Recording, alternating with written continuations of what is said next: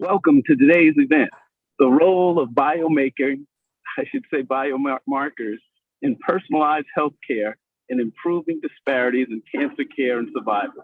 I'm Representative Billy Mitchell, President of NBCSL. I'm excited to be joined by my fellow lawmakers and some really powerful speakers to talk about this important issue. I'd like to thank Amgen for sponsoring today's event and the staff at ACS CAN for their help in organizing the briefing, as well as all of our participants for their work in the field and their time today. To kick things off, I'd like to introduce Representative Mary Flowers, Deputy Majority Leader of the Illinois General Assembly. Leader Flowers.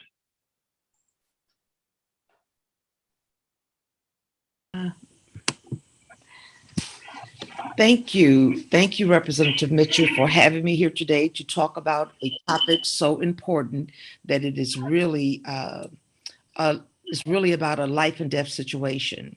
As president of the National Black Caucus of State Legislators, you set the agenda, and I'm grateful to you for having this issue on NBCSL agenda.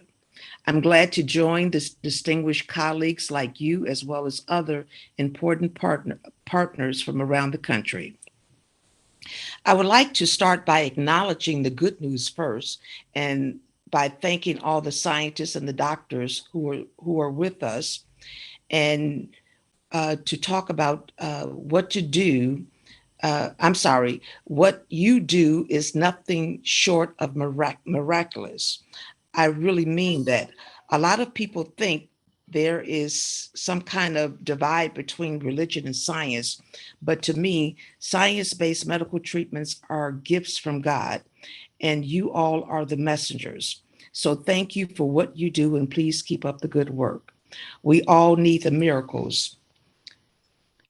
As you know, the most advanced treatment increasingly depends on precision medicine, which uses information about a person's own genes or proteins to prevent, diagnose, or target and treat certain diseases. Basically, they can now edit the typos in the genetic code and simply tell the body to eliminate the cancerous growth.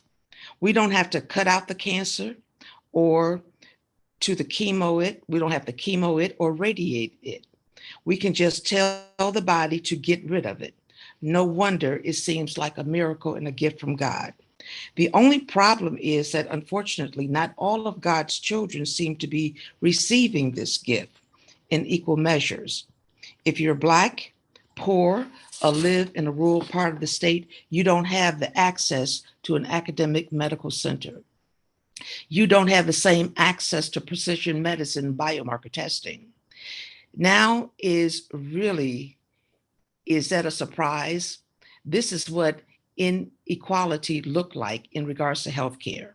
Here we have two lives of equal value, but in one hospital, the cancer patient gets a lifeline, and another hospital in a different neighborhood, the best the hospital could do there is to make the patients comfortable and put them in hospice.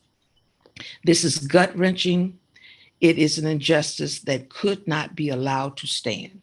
Every life has value and meaning, and we must do all we can in equal measures to save every life. That's why I work with my colleagues in the General Assembly, with the American Cancer Society and the Cancer Action Network to inject fairness and equality in this process. And I'm proud to say we succeeded. Starting in January, all state regulated insurance plans, as well as Medicaid, must cover biomarker testing when it is medically indicated. Illinois is the first state in the nation to enact this important policy, but I know it won't be the last. In the future, I hope to be able to work with NBCSL to help my colleagues across the country to get this. Whoa.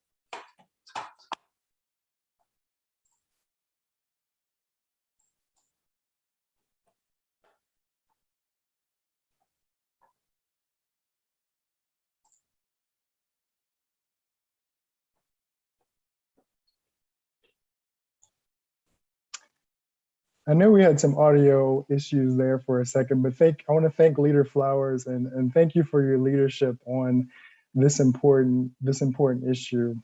My name is Devon Adams. I'm one of the senior analysts for policy and legislative support at ACS CAN. Biomarker testing is so important for connecting patients with the most effective treatments and clinical trials, not only for cancer, but soon for many other conditions as well. ACS CAN is proud to be working alongside many state and national partner groups representing patients, healthcare providers, and others to advance access to biomarker testing. Today, we'll be hearing from providers on the front lines of care. Dr. Raymond Osarogiagbon from Baptist Cancer Center in Memphis, Dr. Edith Mitchell, Director of the Center to Eliminate Cancer Disparities at Sidney Kimmell Cancer Center in Philadelphia, and past president of the National Medical Association, as well as Dr. Charity Hudley, an education professor at Stanford University and lung cancer survivor who has benefited from biomarker testing and targeted therapies. I'm going to ask each of the speakers to share a bit about their experience and expertise on this issue. Then we'll move into a round of discussion. You can submit questions at any time in the box on the right side of your screen.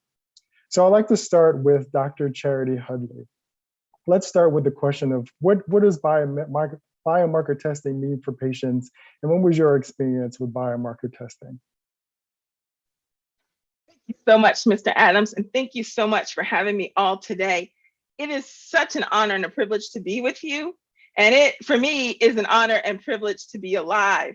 And one thing I want to say just before we get started is that I had an awesome life before I got lung cancer. I'm a professor of linguistics and education at Stanford University, and I study Black language and culture to help educators understand how to support and sustain Black people as learners. And I have the distinct honor of helping Stanford grow African American studies from a program to a department. So I'm going to share for you the role that this work has played for me as I continue to heal and advance all causes that sustain Black life. And I was raised around Black and Southern politicians in the thick of it in Richmond, Virginia. I saw my community seat the first Black governor in this country who rose from the state legislature and almost send a family friend to the White House as vice president. So your work is so important to this cause. And I've dedicated myself to a version of working in public higher education, first in the Commonwealth of Virginia and here and now in the great state of California. But this cancer is making me have to make different decisions because I need the proximity to great medical care and the funding that's needed given the current state of biomarking and targeted therapy. And recently it seems that everyone has loved this great Harvard to Stanford to cancer story. But the fact that we know is that every Black lives matters. So I'm using this attention to put the focus on people who really don't have the energy to be out here like I am. And I want to say right off the bat, there ain't nothing good about having lung cancer, but there's some good things that have come from my experience. So I'll give you some of my clinical demographics. I'm 45 years old, I'm married, I'm an African-American woman, and growing up in Virginia, my ride home from school every day smelled like the sweet drying of leaf tobacco. My childhood was filled with smoke. Many of the generation before me were offered tobacco as children, long before they even knew the word addiction. And so tobacco smoke has always been nasty to me. This nasty thing around me I had to live with. And this fact gives me my identity now, right? Californian, advanced stage 4 lung cancer with metastasis to the brain, a non-smoker, but with significant exposure to secondhand smoke, active smokers in my presence, and third-hand smoke in the clothes and the floor in the rooms that I lived in. I grew up on the east side of Richmond. It was a town that was increasingly Black on the east side, and right down from us was a coal burning fuel plant. So all of these important factors go into thinking about this. But I want to say that the people who smoked around me cared about me. I was intensely cared for and educated and loved as a child and adult, and I still am. My lung cancer was found on what they call Incidence. I was actually getting a test for fibroids, and they told me that they saw some nodes on my lung and I should go get it checked, at least eventually, because it might be suspicious. I decided to go right in, and then they discovered on another CT that it might be cancer.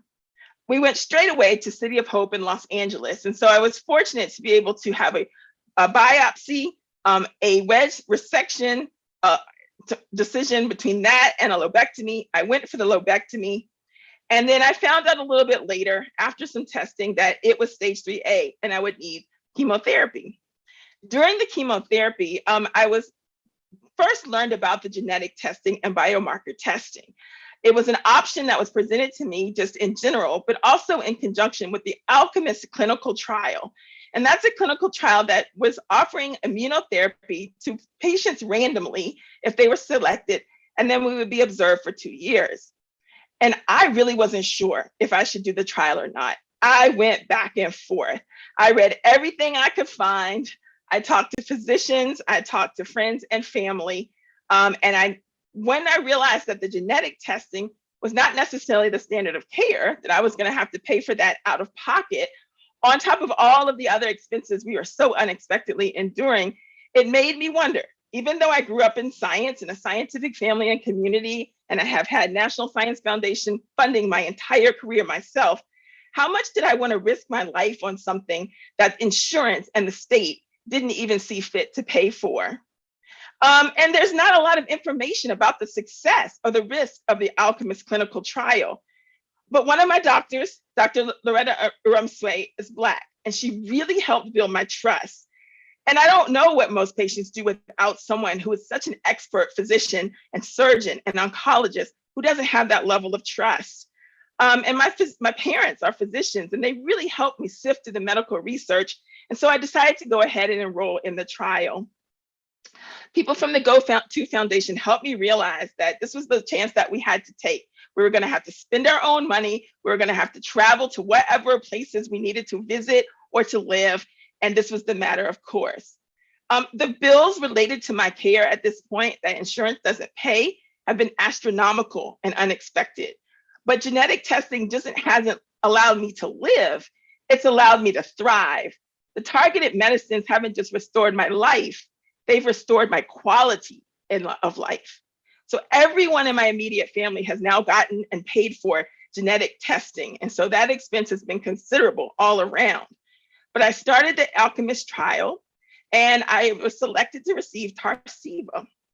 I took Tarceva for 2 years. I was able to work, teach, travel, go to my niece's graduation, see 2 of my nieces start undergraduate here at Stanford University.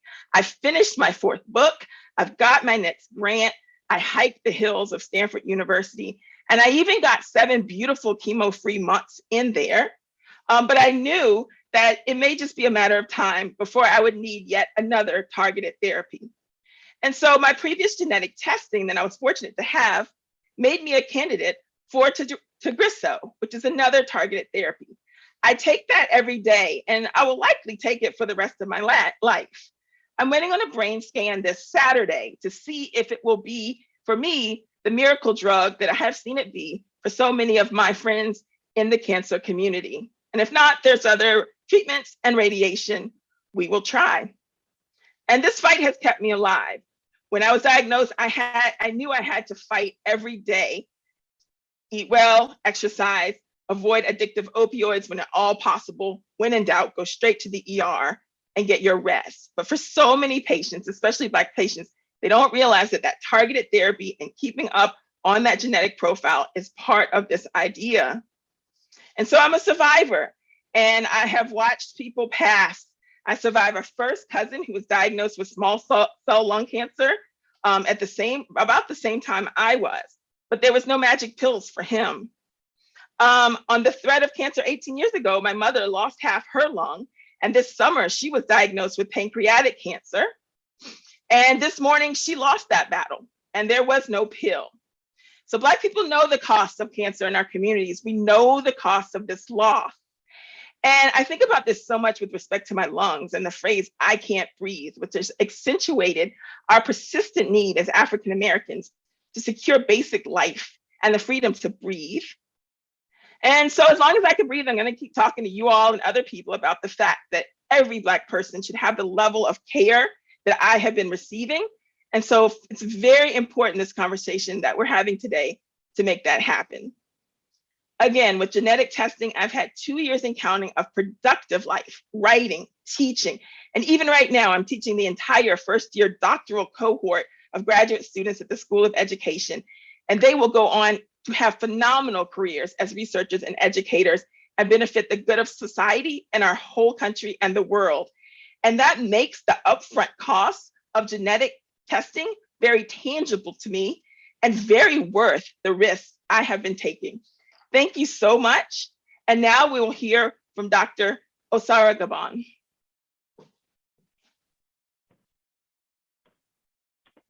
Thank you, Dr. Charity Hudley. Bringing it home, what can I say? Pretty profound to hear that lived experience reminds us of why we do what we do and why we can't give up in the face of adversity. My name is Ray Osarogiagbon. I'm a thoracic medical oncologist at the Baptist Cancer Center here in Memphis, Tennessee. I'm a thoracic medical oncologist and a professor at Vanderbilt University. I'm just going to give you a general background, and I wanted to use the slide set. First, to help everyone understand what are we talking about? What is a biomarker? A biomarker is essentially a substance in blood or body fluids or tissues that can indicate normal or abnormal processes, including conditions and diseases, which we can use to figure out how the body responds to disease or treatment.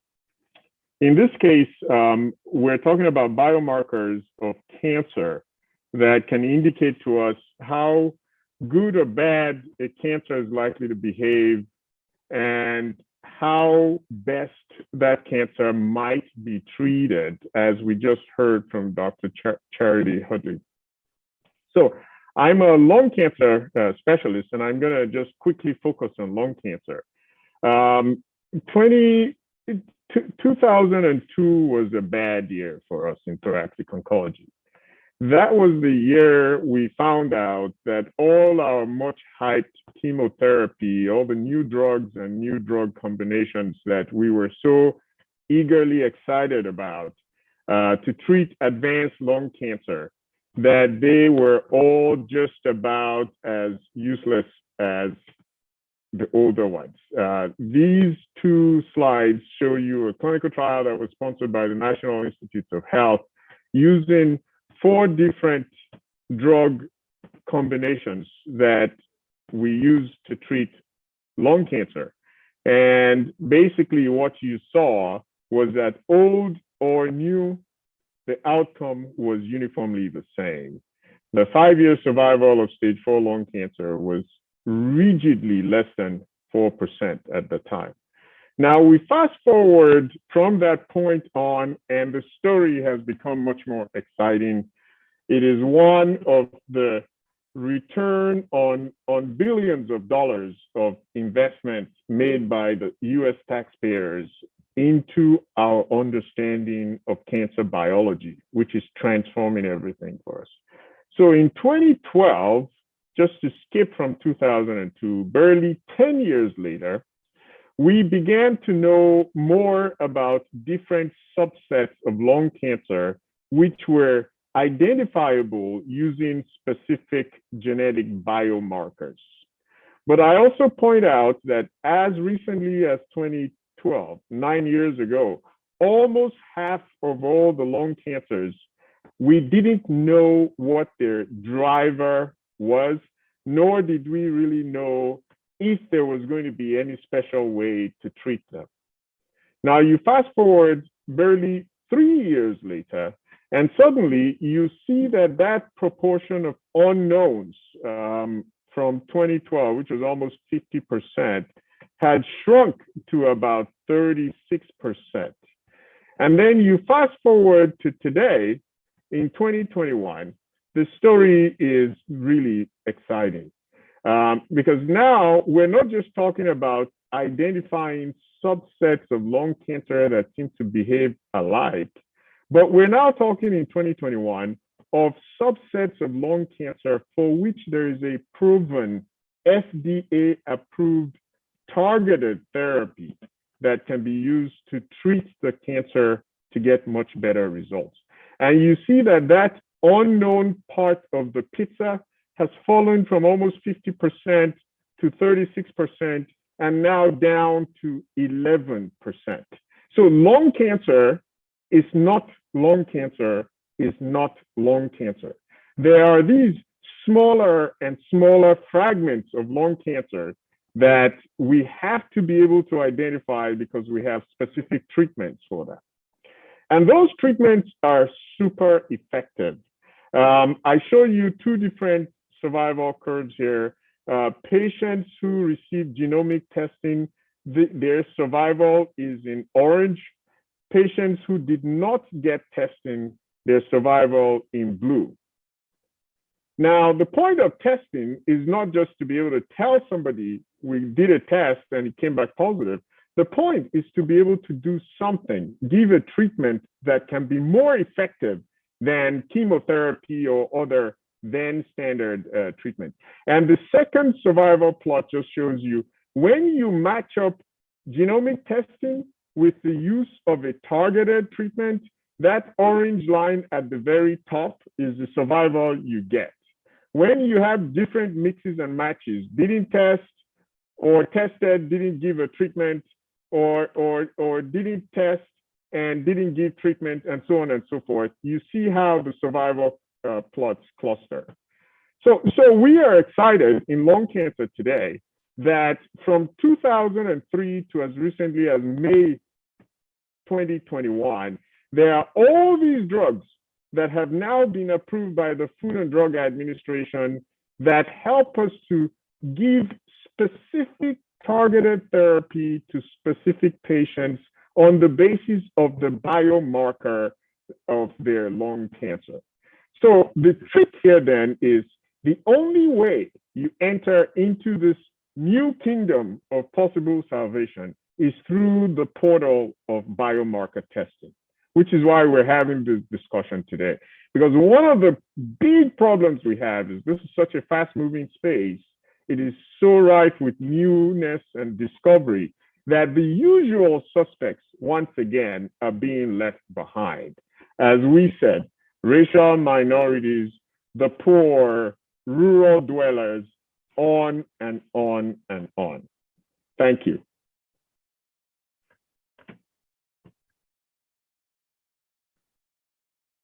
I will introduce Professor Edith Mitchell, who you may not know is an Air Force officer, by the way. She served her country. She is very well known in oncology circles as a leader, and she is at the Sidney Kimmell Cancer Center. Dr. Mitchell. So thank you so much for the opportunity to participate in this program. Thanks to Dr. Mitchell, or to Dr. Billy Mitchell, Mr. Billy Mitchell, Representative Billy Mitchell, for introducing us. And thanks to everyone for your presentations. And interestingly, it's amazing how I'm related to a lot of people on this program today. First of all, Dr. Charity Hudley, thank you so much and bless you. But I went to medical school in Richmond, Virginia, and am so privileged for the opportunities to study there. And to Dr. Osarogiagbon, I, as you know, am from an area very close to Memphis, Tennessee, and I am back there frequently with family. And to the organizers of the program, thank you so much. I wanted to talk a little bit about precision medicine. Certainly, we've heard the introductions to precision medicine.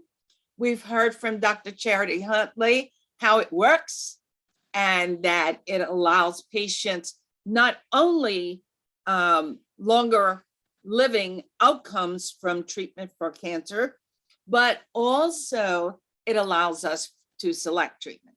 So I'm going to combine some things with precision medicine and with how this all has developed, and perhaps maybe talk a little bit about where we're going. So the title I selected is Precision Medicine and Cancer Screening, planning the future with precision medicine, but assessing the past through the rearview mirror. And my slide is not moving.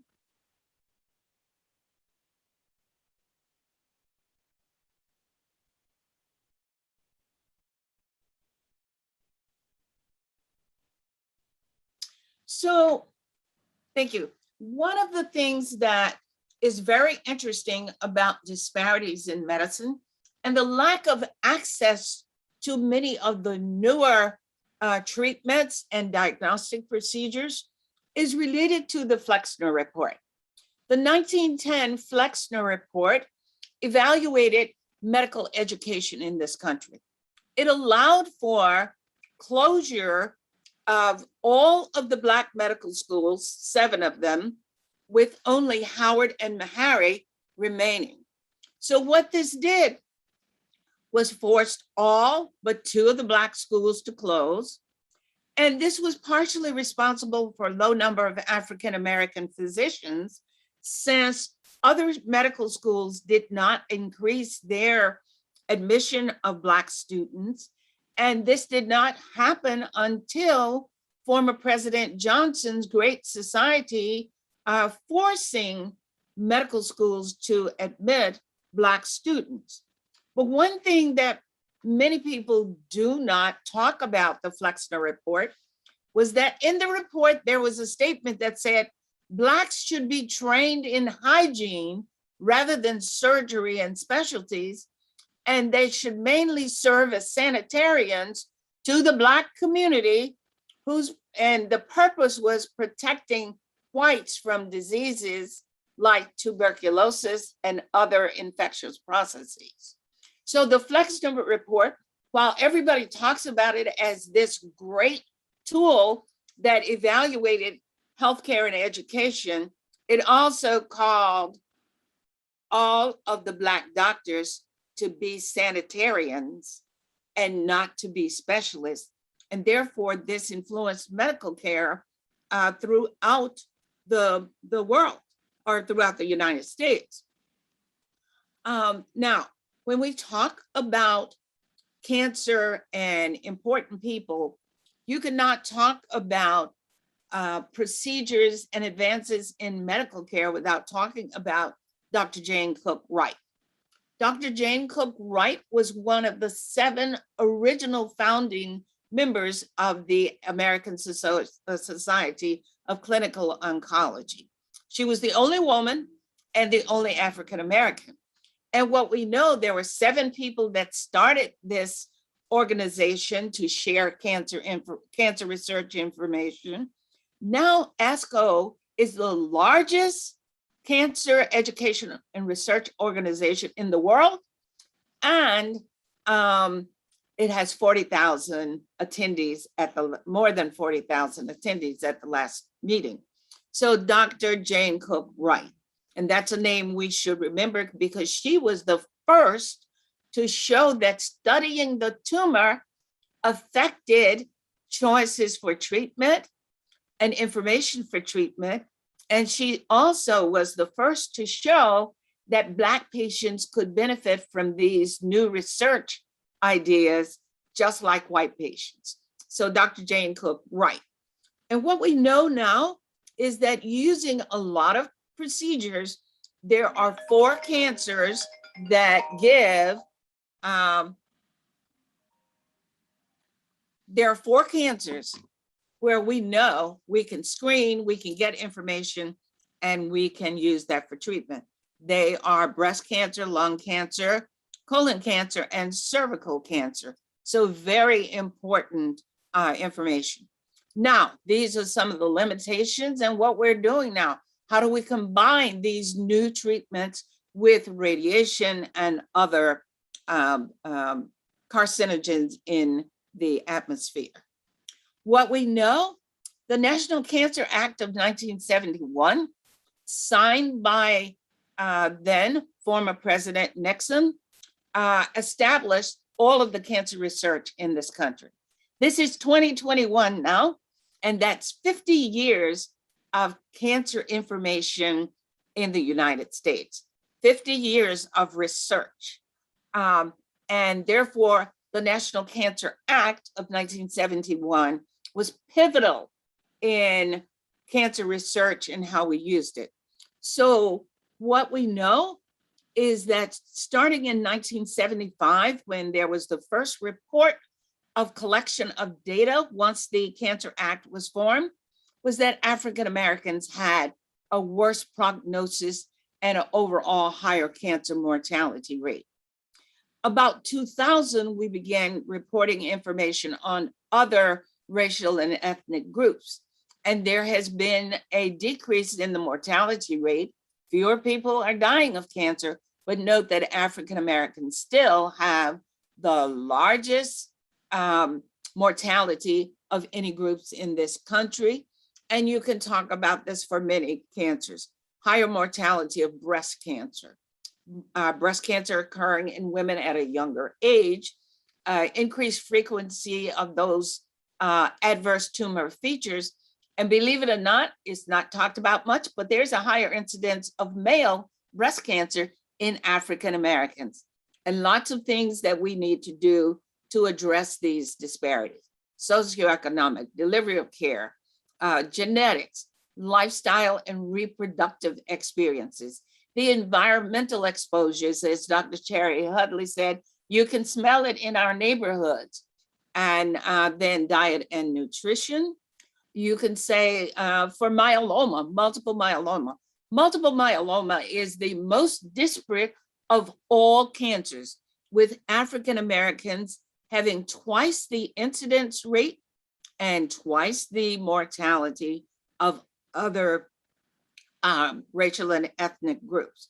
So African Americans dying at twice the more, it's 12.6, whereas for other groups, it's about 5%. So more than 2 points, twice the rate of African Americans dying of multiple myeloma. So we're working now with precision medicine to find out what can we do to decrease this information and to get through it. So if we look at myeloma, trying to figure out, African Americans have 3% more MGUS, which is the precision medicine determination of pre-myeloma. So these individuals don't have cancer, but they're predisposed to it. And African Americans having more individuals here, and consequently more patients proceeding to myeloma. Colorectal cancer, similar information. Black men have a 47% higher incidence rate of developing colon cancer. And I said that incorrectly. 20% higher incidence rate, but Black men have a 47% higher chance of dying of colon cancer. And this just shows the gap between Black and white individuals, both in terms of incidence and death rates. So the Precision Medicine Initiative was started by former President Obama in 2015, where he described the research efforts and what was going to happen. And that included policies that empower patients. And he developed the Cancer Moonshot after this and said, I'm putting Joe in charge, meaning former Vice President Biden at the time. I had the honor and privilege of serving with Vice President Biden in the Cancer Moonshot. And fast forward a few years, and I am honored to be a member of the President's Cancer Panel. So what are we talking about in summary for disparities in healthcare? Well, the root causes of these disparities are multifactorial, and we must include: one, there is implicit and explicit bias in institutions and how they treat patients. And I call that not implicit bias, it's institutional racism. And we've got to address that so that Blacks have not only good care, but equality in all aspects of care. There are a low number of minority professionals. I gave you the information on the report of 1910 and the Flexner report. And since that time, even though African Americans account for nearly 13% in the population, the number of Black doctors has remained below 5%. So one of my efforts is to increase the number of individuals who have access to go to medical school to actually be involved in clinical care and research. So we need some research studies on the populations to make sure that patients have engagement in the research. In an effort to understand this, there was an evaluation of patients, why they didn't participate in clinical trials. And the most frequently answer to the question was, none of the doctors asked me to participate. So we've got to make sure that patients are offered. Lower rates of comprehensive insurance. We need to increase the access to care so that patients can cover the cost. So there are the cost of care, and then there are out-of-pocket costs. For some of my patients, they take 3 buses or 3 trains to get to the cancer center where I work. And they do that. Some of my patients start out 4 o'clock in the morning in order to get to me for an 8 o'clock or 9 o'clock appointment. So we need to work on not only the insurance and the cost of care, but some out-of-pocket costs to make sure that people have the opportunity. There are also social determinants of health that affect. And one of the things that is not talked about, that is redlining and racism in housing purchases. And that's why my patients have to sometimes take 3 areas or 3 procedures for public transportation because they've been redlined and they are living in certain parts. As you said, Dr. Charity Hudley, the east side of Richmond, that's where the Black patients lived. And in order to get to, at least when I was in Richmond, the access to care was on the west side at the Medical College of Virginia. And that happens in other cities too.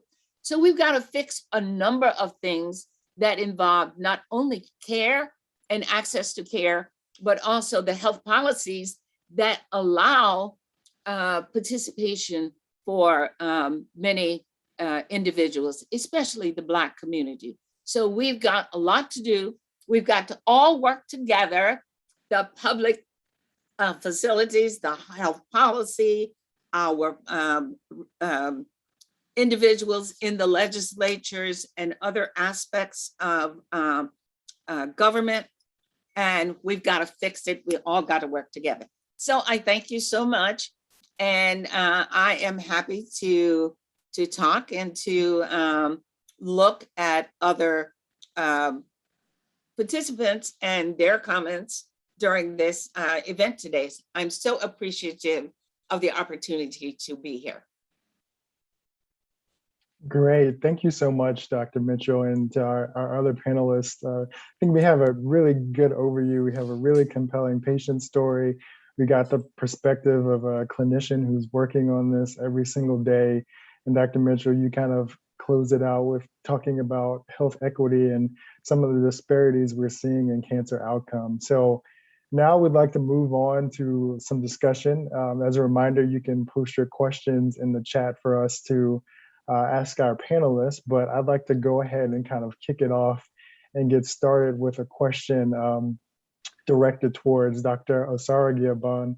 And my question is, what are some of the greatest barriers that you're seeing to biomarker testing, and can legislation help to eliminate them? And what's the greatest need here to really ensure that patients who should be tested for biomarkers get tested? Yeah, thank you, Devon. Great question. There are multiple levels at which barriers exist. What we know currently is that it is only the small minority, especially in thoracic oncology, lung cancer, it's only a small minority of people who are being tested for biomarkers, and therefore a small minority of people who are given the opportunity of some of these life-extending, life-saving treatments. In part, it is just the dynamic nature of the space. We are learning so fast. Just about every 6 months, there's a new drug with a biomarker approved by the FDA. So it's kind of hard for doctors to be able to keep up. Another is that it's also maybe hard for payers to keep up with the dynamic change. When the evidence is there that lives can be saved, the third-party payer has not come around to review that literature, and their automatic knee-jerk response is to deny. So there's the issue of the provider knowing to do the test and doing it. There's the issue of the payer being willing to do the test. There's also the issue of who actually does the tests. A lot of these tests are new. Most of them are not done within the hospital labs. Most of them are done by third-party companies, biomarker testing companies. And so there's the logistic challenge. So these are all barriers, right? You notice I have not said a word about what types of patients are willing or not willing to get tested, because that is not where the problem is, okay? Let us never fall into the trap of saying poor people, Black people, this person, that person does not want to get their life saved, because that's not true. The real challenges are provider level. As I have told my colleagues, we have seen the enemy, he is us, okay? It is the organizations within which providers practice. So the healthcare systems that need to figure out the logistic processes to make this widely available to people. And then that change will really only take hold when at the policy level, we incentivize organizations, payers, providers to do this testing that is life-saving, and not only incentivize them in a positive way, but my goodness, there has to be a carrot and a stick. We have to also figure out ways to penalize people for delivering what is clearly inferior care when they don't give patients the opportunity to even know that there is a life-saving drug available to them by biomarker testing. Sure. Thanks for painting that picture for us. Let's see if I have any questions in the chat. Okay, here's one. Dr. Charity Hudley, if you had not been able to pay out of pocket for your biomarker testing, how would that have changed your cancer treatment? I think if I hadn't been able to pay out of pocket, the first thing that, to be honest, is like you would just go into debt, right? You would have considerable debt, which adds to the stress. And then if I had said, okay, I don't know if this is worth the expense because it's experimental, I would have been monitored at that point just for reoccurrence of the cancer. And so I don't know how long that would have gone on for. We have a good estimate now that I have the brain metastasis after a few months off of being off the targeted therapy. That probably wouldn't have been very long. And that would have just sped everything up. So I think, probably they would have done a wait and see. And then what would have happened after that would be unsure, maybe some more IV chemo, which is the roughest part of my entire life, would have probably been the immediate.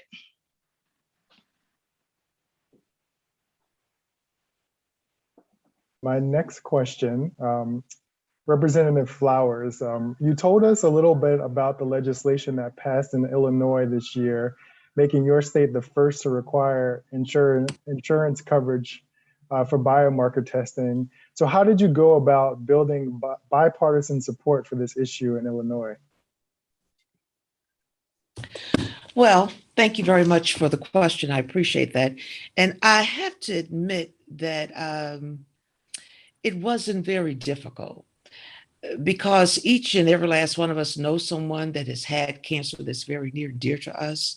And to know that there is access out there that could eliminate some of the pain and the anguish and the suffering that people have had to go through. And once I got to talk to my colleagues, it really wasn't difficult at all. And especially the one that was more concerned about how much it's going to cost.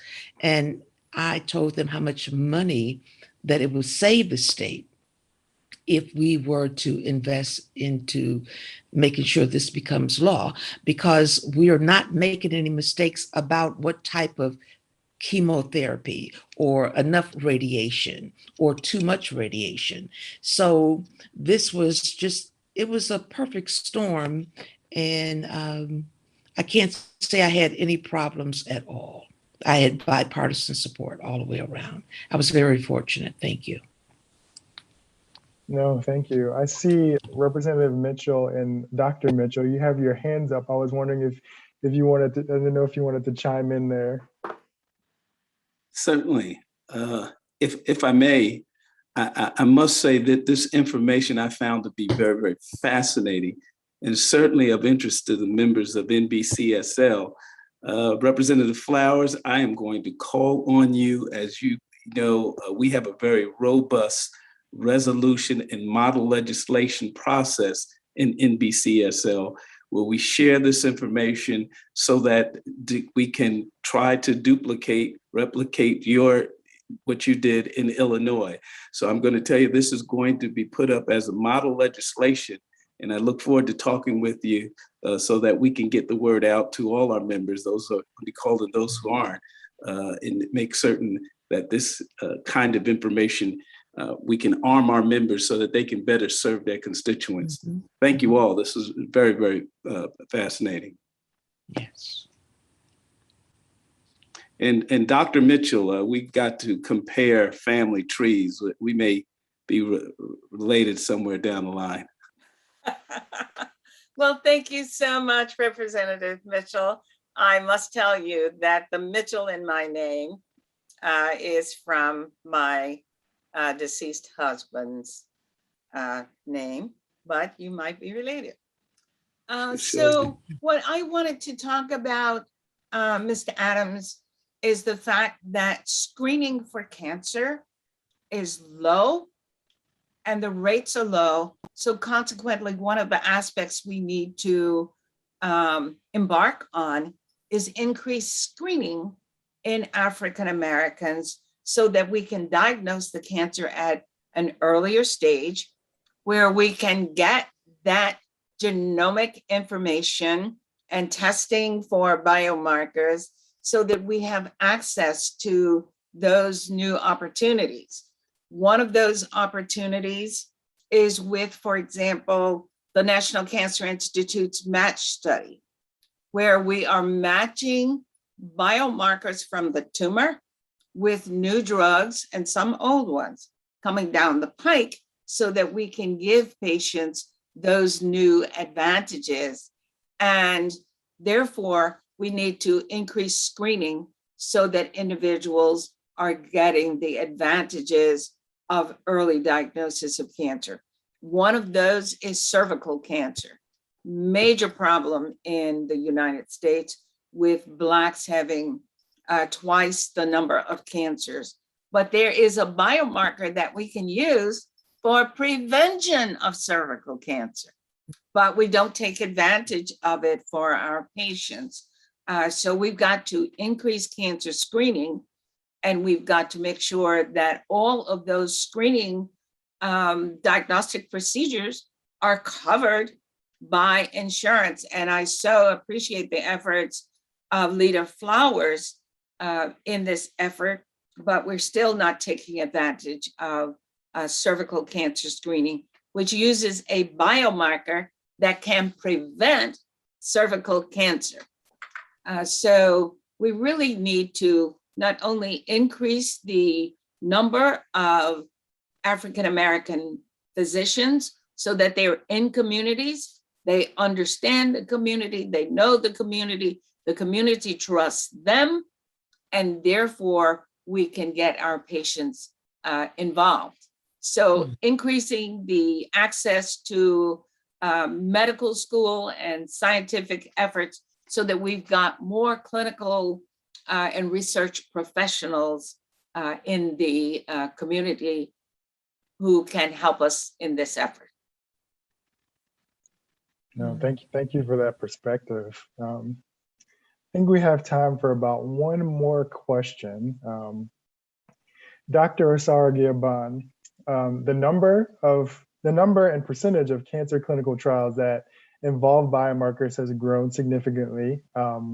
So you've been involved in clinical research as a principal investigator. Wondering if you can speak to the importance of biomarker testing as it relates to clinical trials. Yeah, thank you, Mr. Adams. So that's a great question. We are excited that we're moving from the dark ages into a period of light across all of cancer care, certainly in thoracic oncology. To give you perspective, okay, we talked about stage 4. Dr. Charity Hudley mentioned stage 4 lung cancer.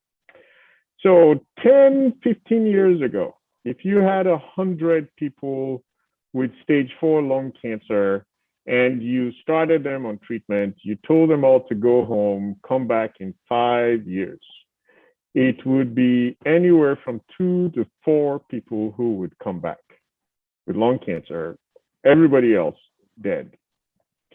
Today, with subsets of lung cancers identified by biomarkers, if you told 100 people, say, with the, let me pick one, the ALK mutation, okay, and told them to come back in 5 years, we know that now it is at least 60 to 70 of them who would come back already as things stand today with existing knowledge. But we think that we can do much better. And the only reason why we have done this well and why we think we can do better is because we have been able to do clinical trials, which requires people to be able to get in, get their tests done, be enrolled into the trial, and then reap the benefits. I tell people a clinical trial is basically a way to give you tomorrow's treatment today. So why is this important? It is important because, like everything else, it is rife with disparities, okay? So African Americans represent about 13% of the US population. They represent about 15% overrepresented in the population of lung cancer patients. In the population of clinical trial patients, African Americans represent less than 2%. Why is that? Is it because Black people after Tuskegee don't like to go into clinical trials? Not true. It is because by far and away, the places, the institutions, and the providers that care for Black people tend not to have any clinical trials available. So it doesn't matter what you want. You walk in the door, you have gone down one path, irrespective of what you hope for, what you aspire for, what is in theory available to you. How are we going to change this? We are going to change this, yes, indeed, by raising awareness among our communities. But remember, that is not where the steepest barrier exists. The steepest barrier exists in the places that provide care, who are able to get away without creating any infrastructure to provide access back to you guys, policy level. So we have to make it where if we truly believe the best treatment is a clinical trial, then institutions and providers are challenged to provide the best treatment, which is a clinical trial, okay? So how are we going to do that? The problem is these people are not incentivized to create access.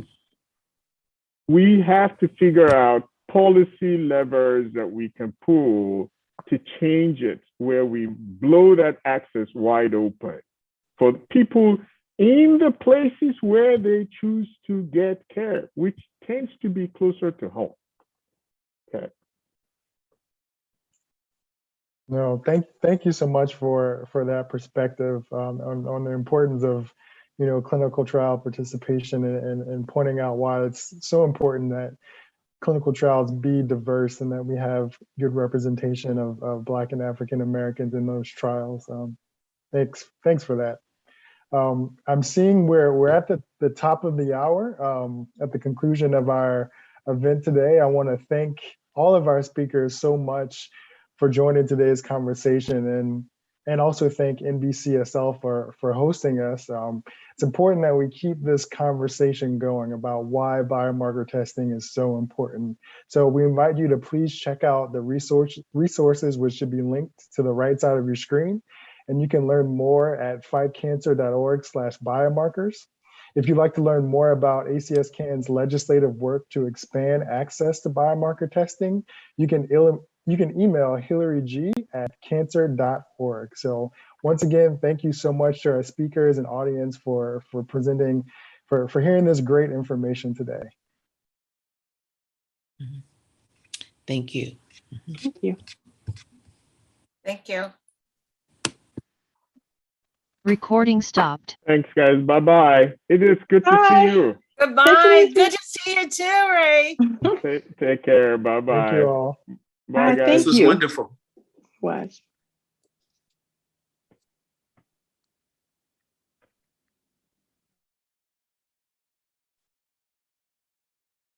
Okay, this is Devon signing off.